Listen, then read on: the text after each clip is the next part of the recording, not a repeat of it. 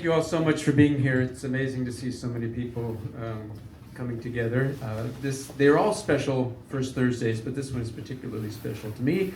As you can tell, we have an incredible mix of timbres and people here with choir and trumpet and piano, and most importantly, a really, I think, interestingly curated program by my co-conspirator here, Ingrid Wendt, who you'll see in a second. So before we get going with more poetry, music, and such, I would like to bring up to the stage somebody who will tell us a little bit about what the proceeds for today's donation box is going to, all about Liberty Walks, which is fascinating. So we'll bring up for a few minutes Kate Kimball.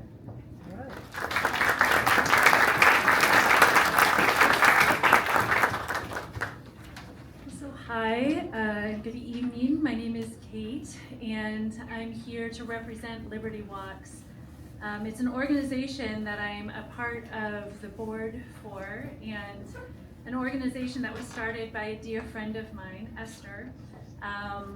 She called me about 10 months ago and said, you know, the world is really crazy right now, and I feel like I need to respond to it in some way. I'm thinking about walking across America. And I said, that's really crazy. I think you should do it. And so Liberty Walks started with this notion of really bearing witness to what is happening right now in our country, and making connections across differences.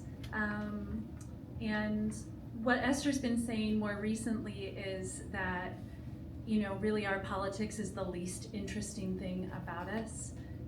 That when you get underneath the fear or the crunchy stuff, there is just so much heart out there in the world.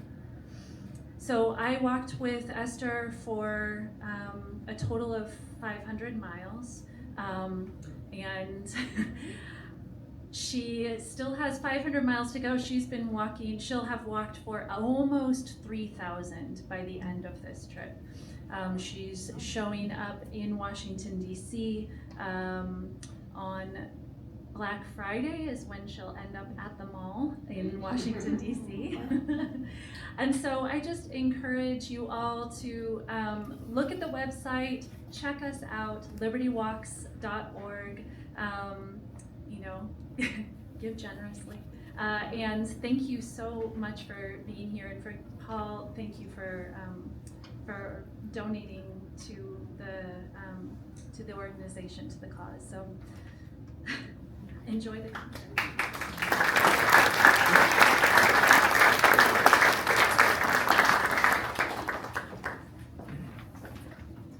This is Dave Bender, and he and I are going to play an appropriately titled Peace, which is basically a very simple, improvised, meditative, little atmospheric ditty from jazz pianist Bill Evans. So feel free to just close your eyes. I just thought this might be a good way to start the evening off here.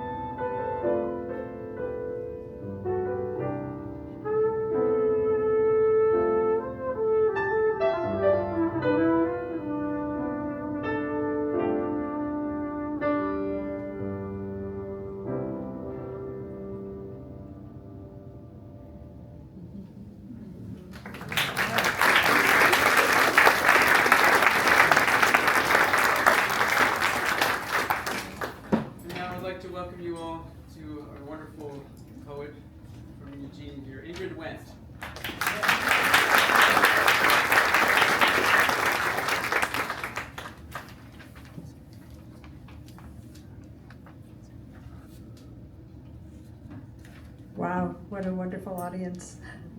Thank you all for coming. It's a tremendous honor and a pleasure to be here. This event has been well over a year in the making, because I think it was about a year and a half ago, that the war between Gaza and Israel's pummeling of Gaza, more accurately, began. And Paul and I were talking about this, and I had a poem that has become the center of this evening. It's a poem which had no title. It was part of a long sequence of poems about the effects of war on the survivors and the children and the grandchildren, and how they inherit this transgenerational guilt and trauma. And a book is about that. And in the middle of that book is a poem which is about the eternal need for revenge and competitive suffering. And that just somehow struck a chord with Paul when he read that poem. And then he wrote the choral piece, which Evocantus is going to be singing tonight. And so this began a long time ago. And it's just a thrill to have it come to fruition here in Eugene. And it's also just such an honor to be with this wonderful group of singers, and with Paul and Dave joining us tonight. Thank you, everybody. And also, it's just so important, I think, for all of us to be together in these times, to be celebrating peace, and to also just to keep in front of us the power that beauty and truth have, and to keep those in mind. So thank you for joining us as we celebrate our calls for peace, and also grief, because there is grief that we are all experiencing at the same time, the loss of so much. And we still keep hope alive, and we are here tonight. And we are finding community in each other. I love the words of Oregon-born poet Phyllis McGinley, who was a Pulitzer Prize winner about 100 years ago. In times of unrest and fear, it is perhaps the writer's duty to celebrate, to single out some values we can cherish, to talk about some of the few warm things we know in a cold world. So I hope we're going to be doing that tonight, and to be hearing some beautiful music and some warm things. I love the clear statement also of poet-philosopher John Berger, who presents a different view of poetry and art. Poems, regardless of any outcome, cross the battlefields, tending the wounded, listening to the wild monologues of the triumphant or fearful. They bring a kind of peace, not by anesthesia or reassurance, but by recognition that what has been experienced cannot disappear as if it had never been. The promise is that language has acknowledged, has given shelter to the experience which demanded, which cried out. And so our program tonight will swing kind of like a pendulum, starting with visions of peace, through a description of the sacred, non-denominational sanctuary of song, and the power of two or more people gathered together in the name of truth and goodness, which is the song that Evocantus will sing after I read my poem Sanctuary. The pendulum will swing to grief and despair, and a recognition of some of the hard stuff of this world, really hard stuff, and the questions we ask ourselves when confronted with the hard stuff, and how do we keep ourselves going, and what is our response? How do we find ways to cope? So there are more questions than answers in that middle section of the program. And then we will come to visions of ways to keep ourselves afloat. We're not going to leave you in that hard place.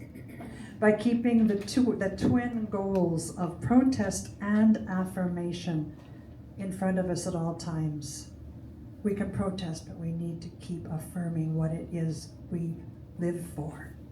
and the joy we need to keep alive. So we're going to end with the place we began, and I will stop talking and read the poem Sanctuary and then turn it over to Evocantus. And you might want to consider, I was going to say, consider holding the applause between the poem and the song, because they kind of go together. Can we do that? Can we try that? Sanctuary. And I dedicate this to this choir behind me tonight. As flocks of birds from the depths of the field rise in unison, arc and wheel and dip, with no one bird in the lead, and settle again into land. As fish in their silent schools flash silver together, pivot and pivot again on the same invisible axis. When the music begins, and we in our separate sections stop that inner, ever-present mental chatter and join together in song. Again, I forget that in the last election, the second soprano next to me almost certainly voted wrong. That in tomorrow's headlines, the next suicide bomber will take away more lives than any one heart can mourn. That in the next town, a friend lies dying. That global warming tomorrow will give us yet one more extinction. Here, floodwaters rising will threaten no one. Tenderness rises and is not scorned or shunned. Anger on the horizon crashes and rolls, breaks without mercy over our heads, and no harm is done. What is sacred space if not this shelter of song? What is prayer if not these measures in which the heart can pour itself out, out, out, and the notes will catch it, help bear it along. Moments in which each wounded and fragmented self abides again in the wonder of wholeness here, in this place, this home.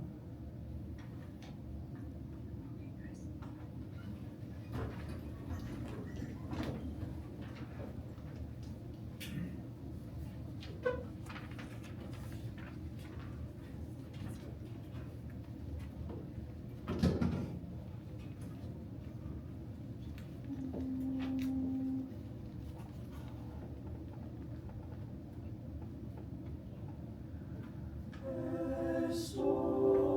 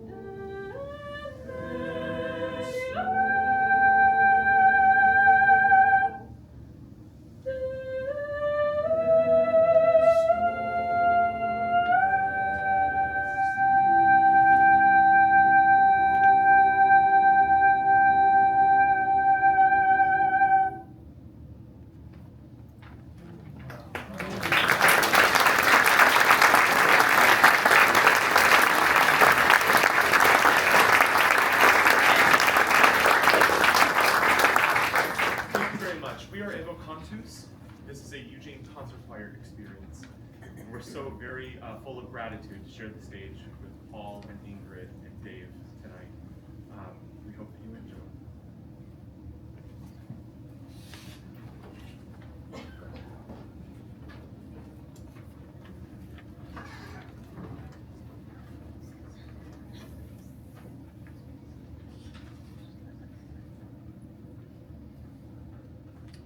This next poem is based on a personal experience, which is, I think, maybe it's a bit like stepping into a short story in somebody else's life.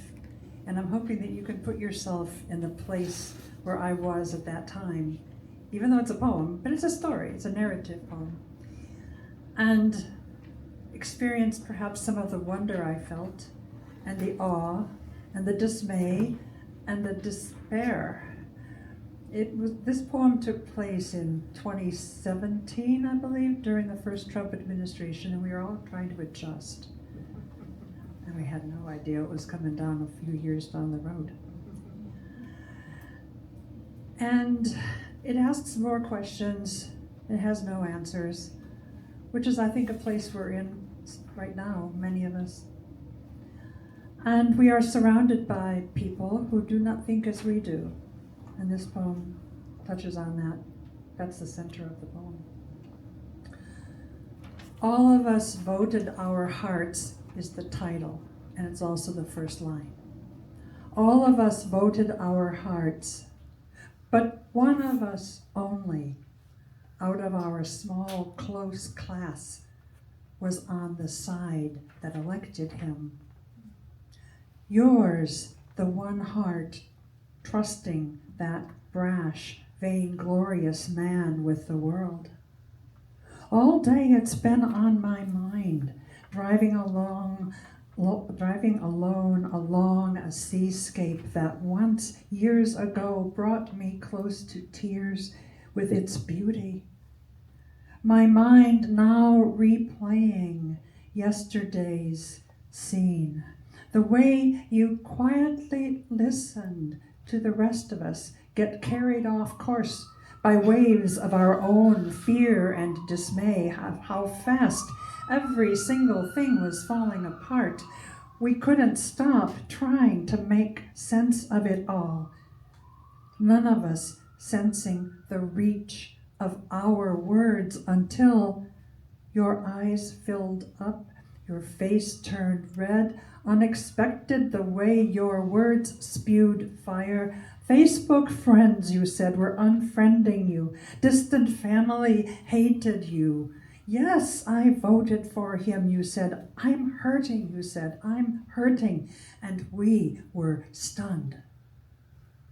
All day as I drive, I've been trying to make sense of it.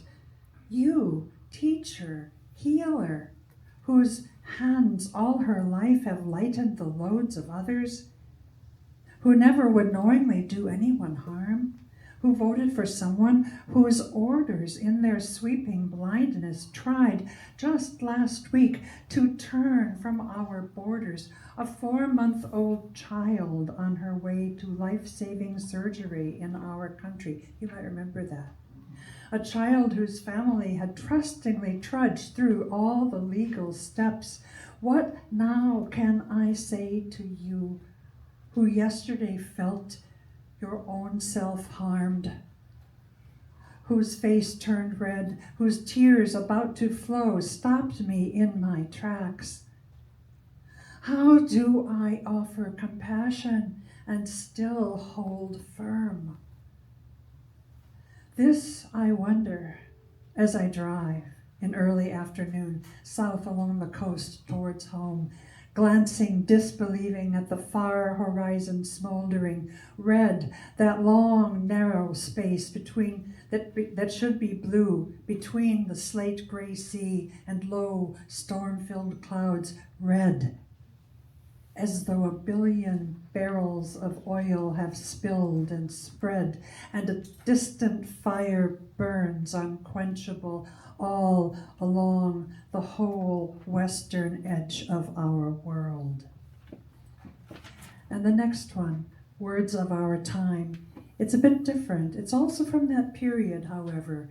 of actually even before that first Trump administration, when I became aware that our language is full of words that we use without thinking.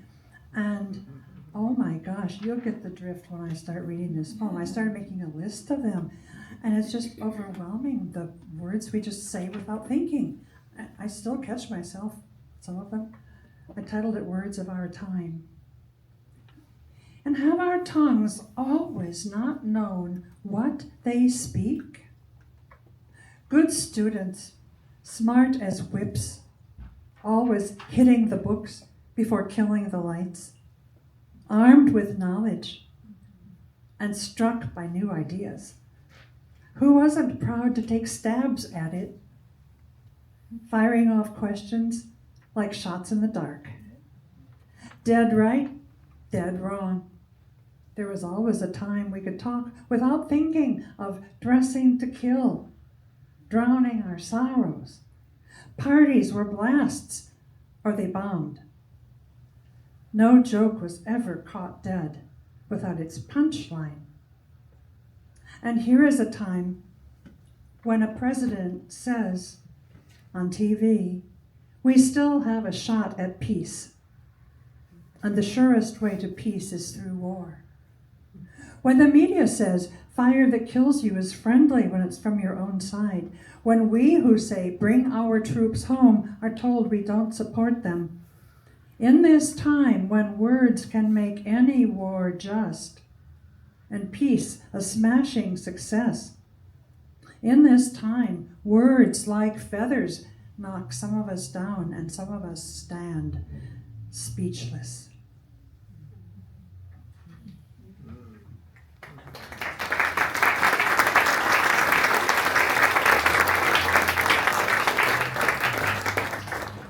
So, November 2016, during the general election day, just before midnight, I was in a headspace where I said to myself, I need to either go outside for a long walk or sit down at the piano. And I thought I was just going to go for a long walk because that would have been my initial inclination, but instead I sat at the piano and this came out pretty much in one swoop.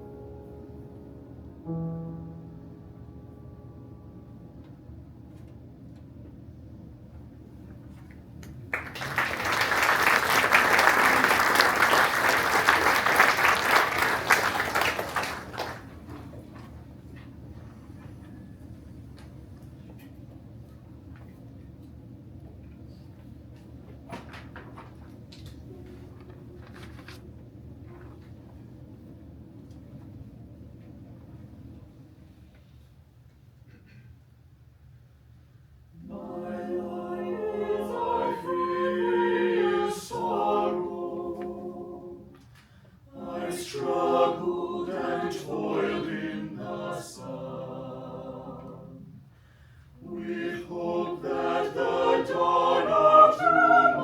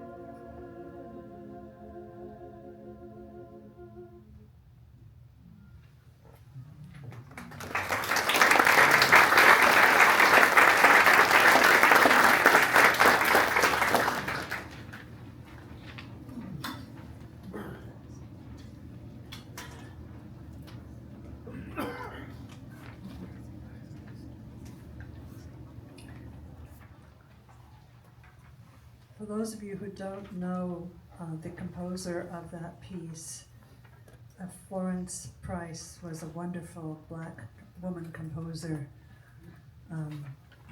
Broke many barriers, and I'm so glad you sang that piece tonight. Again, I'm going to ask that maybe after I read this poem and before the choir sings, it's Paul's version of it, I'm going to ask that perhaps you hold the applause until the choir has sung. The poem Lacrimosa is, as I said earlier, based on the concept of competitive suffering. And it came out of a project that I was working on with two German women artists. One, a sculptor, a daughter of Holocaust survivors, and one, a photographer, the daughter of a Nazi submarine doctor who lost his life at sea. And we were working with the theme of memory and how do memories collectively turn into a memorial, and then whose memory becomes the memorial and whose name gets on it, and what shape does that take. And at that time there was a controversy going on. This is a poem that I wrote in the 90s, but I think it's pretty relevant today, otherwise we wouldn't be doing it. During the 1990s, there was an exhibit at the Jewish Museum in New York City, an exhibit of Holocaust art, and there was a big debate among the community, the Jewish community in New York City, whether we can allow art make art out of Holocaust horror. And so you'll hear in this poem the line, "Can beauty blacken the eye?" There's lots of questions that come up. I'm going to have to shout. Can you hear me? Yes. Okay. And the poem is titled Lacrimosa, which it says a Latin derivation of tearful, sorrowful. And I shamelessly borrowed that from a movement in Mozart's Requiem. Lacrimosa. Does your sorrow diminish my sorrow? Can my memory speak for yours? Does one horror extinguish another? Whose grief most worthy of news? Page where memory turns to memorial. Legacy we affirm or deny. Will your austerity silence my song? Will beauty blacken the eye? You who say there is no redemption, you whose path is to reconcile all, you caught in the wave, in suspension, whose words would shatter this wall. Does hope ever come from moments of stasis? Where do both sides of the slash converge? The angle of sharpest ascending, the point the airplane could stall, could plunge. Whose memory becomes memorial? Which edge of the tongue? Whose dart? Yesterday's images still patrolling the borders between our hearts.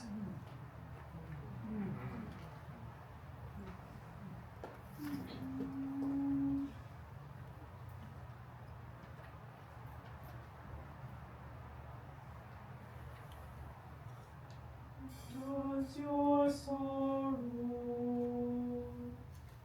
diminish my sorrow? Does your sorrow diminish my sorrow? Can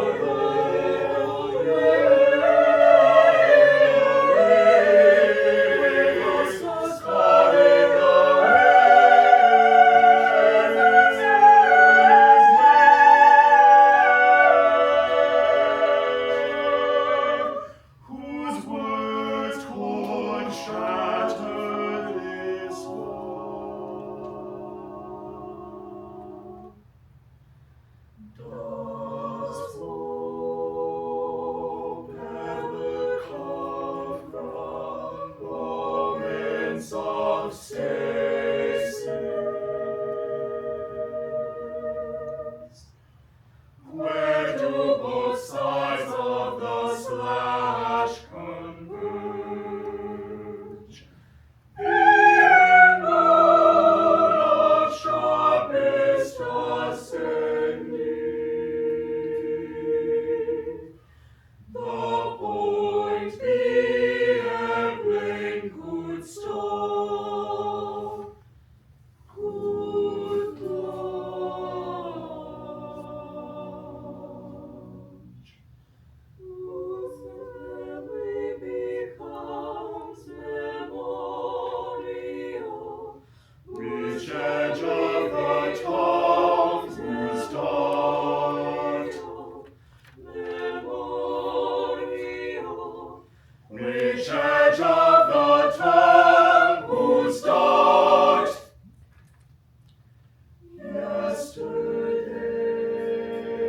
yesterday's images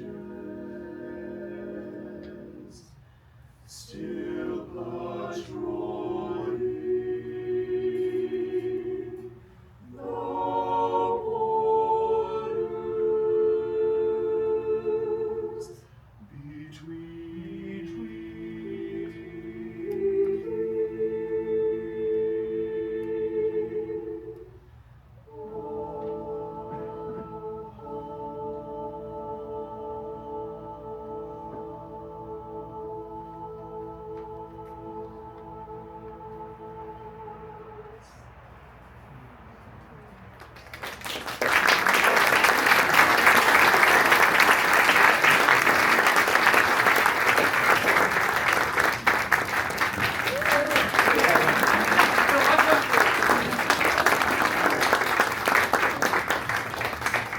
Thank you so much, Evocantus, for premiering this in Eugene, this piece of Ingrid in mine. So thank you for listening.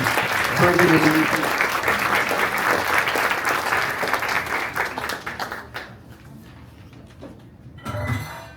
And it had a little help from Mother Nature there. A bit of a counterpoint.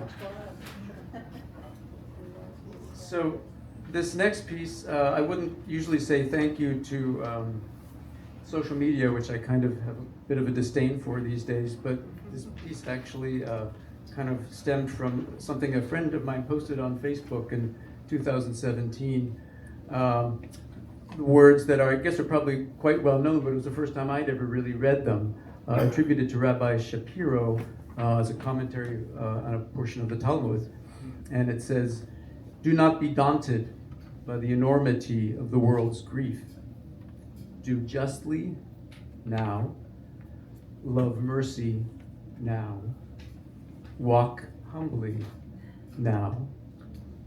You are not obligated to complete the work, but neither are you free to abandon it."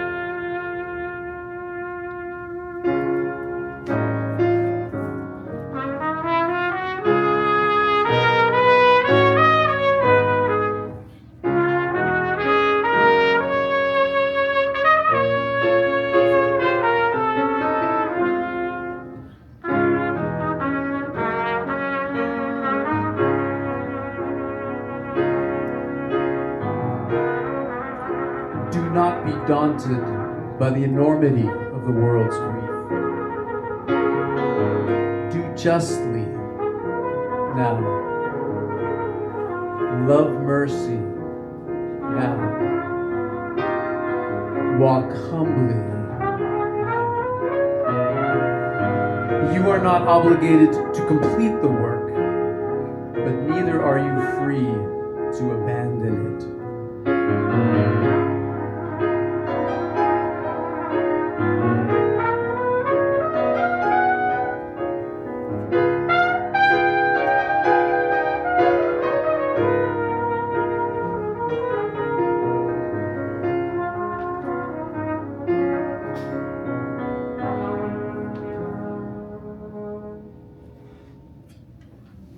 Songs for a more just world. Thank you, Dave Bender.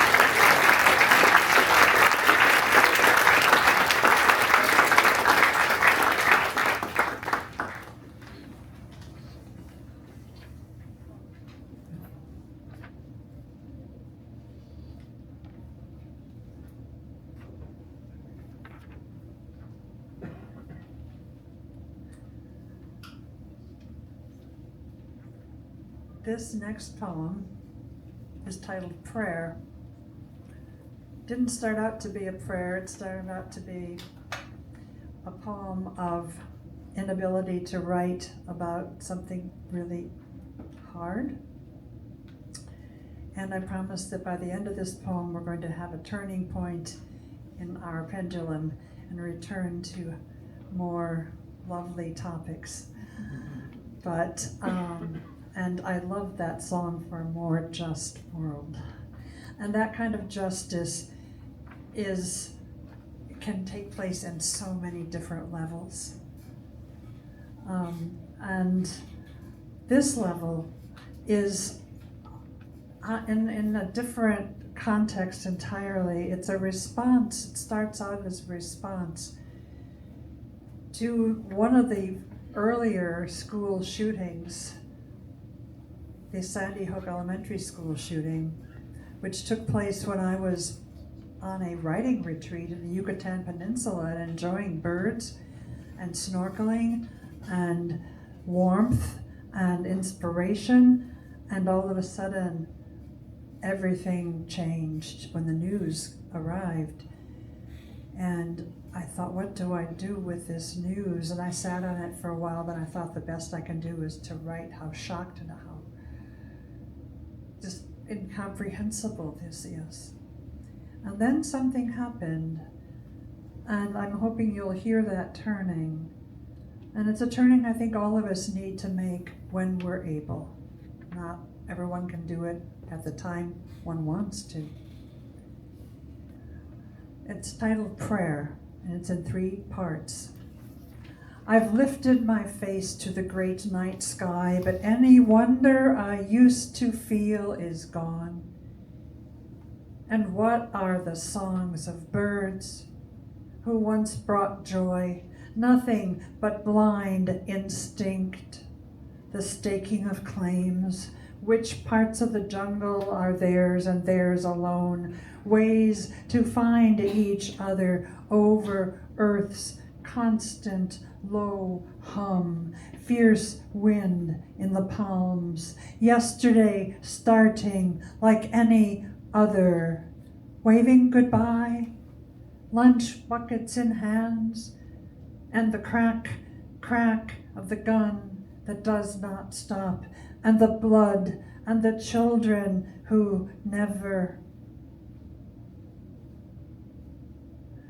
Water, great giver and taker, help me to remember how to cradle wonder and still bear witness to horror and grief, how to let protest and beauty share the same beats of the heart.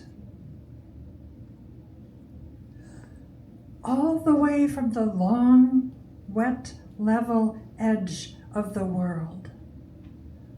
The long, long path of the rising moon shimmers and streams right to your feet and mine, no matter on which shore, which continent we stand.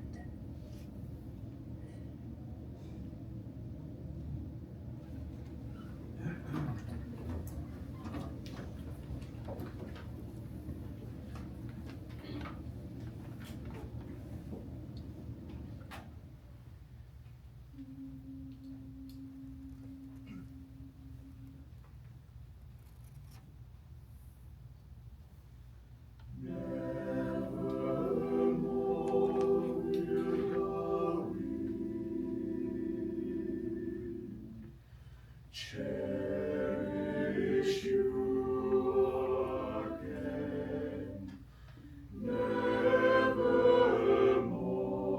will the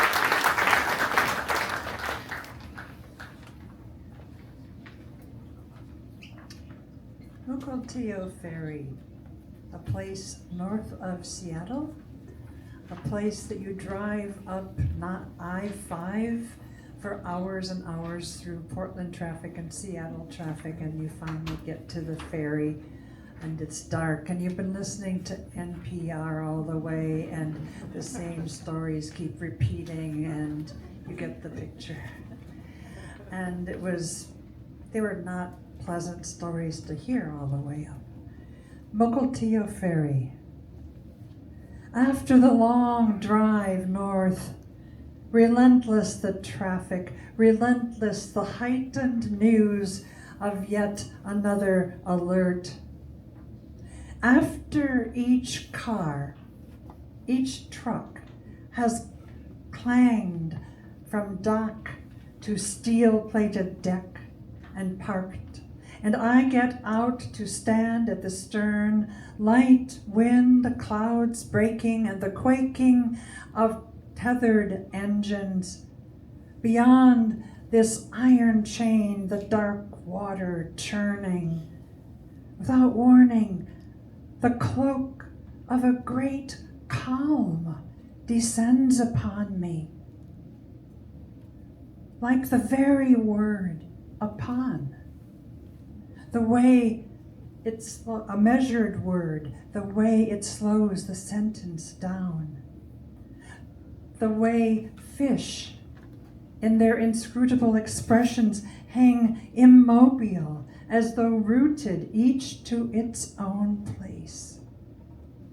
And I enter again into the beneficence of the world of water, whose rhythms will not be hurried,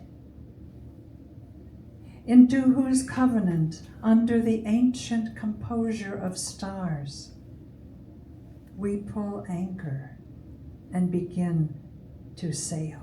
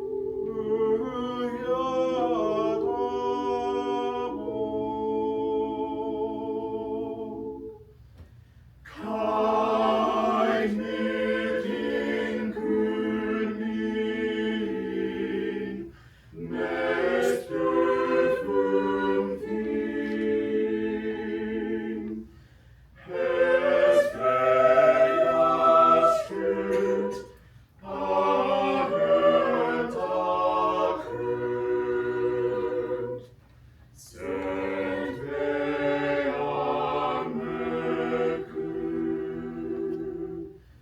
mas et nid fecum. Elegiam apte, Israel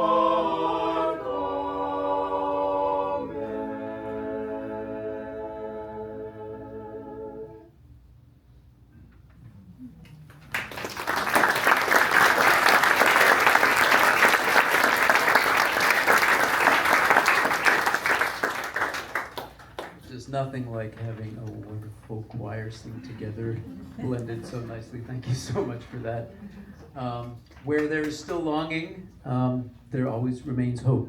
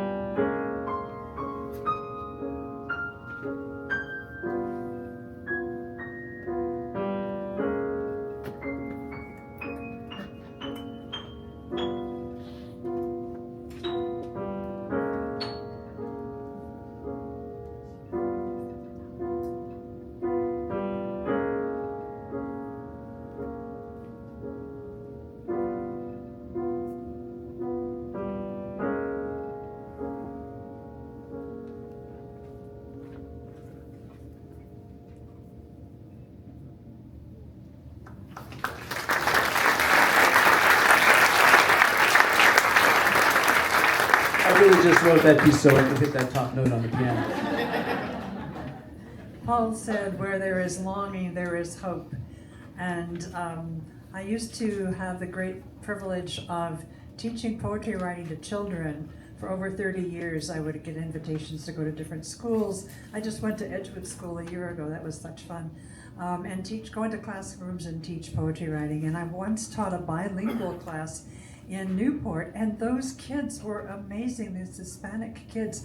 Fortunately, I could translate their poems in Spanish. I could read them, and there was a bilingual class. There were English-speaking kids in there too, and they were amazing. The morning after my guest appearance in your class, I almost didn't go to the beach. This was in Newport. out Newport Middle School. The morning after my guest appearance in your class, I almost didn't go to the beach. The tide was in. I had to hunt for my boots. Should I take the camera? Too much wind. It took me by surprise, that high tide vista, tips of waves spreading their shoulders like snowy peaks, shuddering, scuttling. Sunlight through them, a million prisms deposited all up and down the whole length of our beach. It took my breath away, as you did yesterday with your words.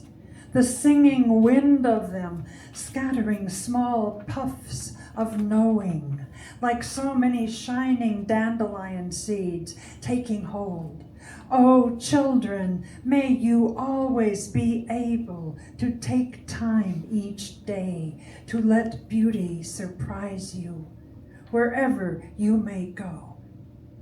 To hold each shining moment deep within you, a necklace of small talismans to carry you through this human world intent on conformity. World that needs truth and beauty as never before. And when the time is right, may you remember to lift the words out. Let them blow.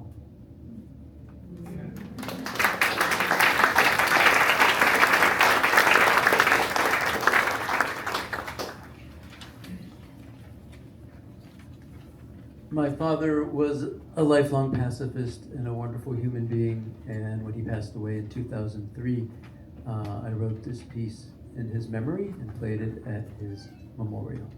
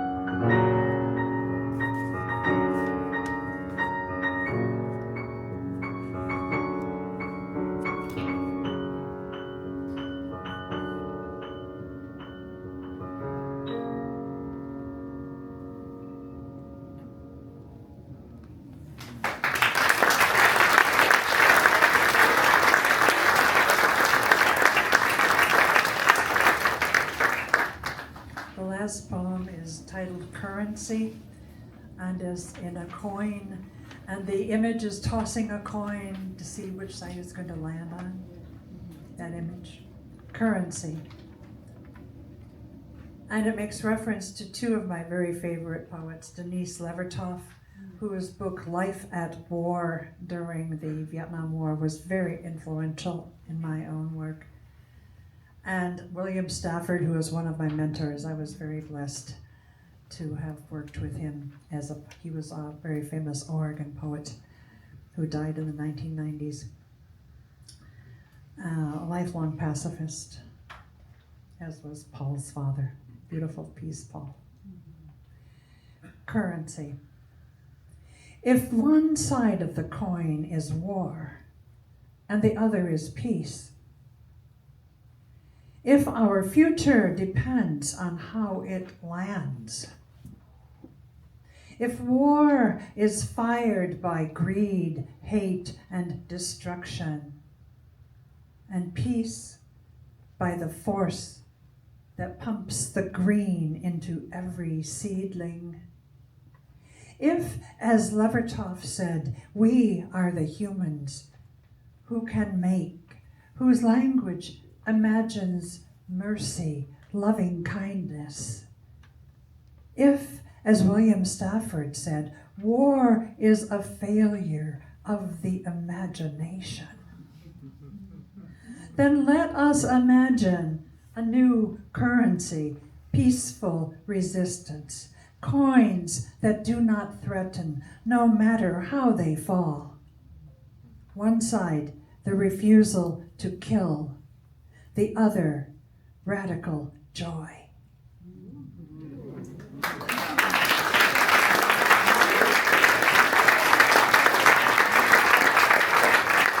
Thank you, Ingrid, for those inspiring words, and thank you so much, Evocantus, for all your wonderful singing this evening. Thank you all for being here. Thank you, Dave Bender, for playing these two pieces with me. I'd like to leave you all with a lively little ditty that I wrote for my niece and her husband's marriage a couple of years ago, and they happened to be living in Ireland at the time, so I made it kind of like a reel. It's got a little bit of that kind of feel to it, although some people say it reminds them of video game music. So whatever it is, hopefully it'll get you tippy-toeing out of here. But feel free to stick around for a little while and schmooze and interact. There's lots of books here to buy at the bookstore, and we really appreciate Scott and Tsunami. And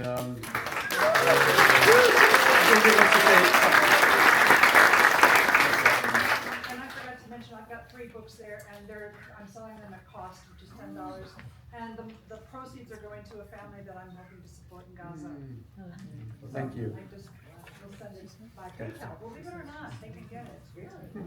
I always forget about that stuff. I also have some CDs there too. Okay. And just want to do a little plug that this is the first Thursday series. So the first Thursday of December, we have a theme of nocturnes. So nocturnal, please come out to hear Sandy Holder, Josh Ebling, and I play a whole bunch of different composers' nocturnes music. It'll be really magical. Recessional reel, everyone.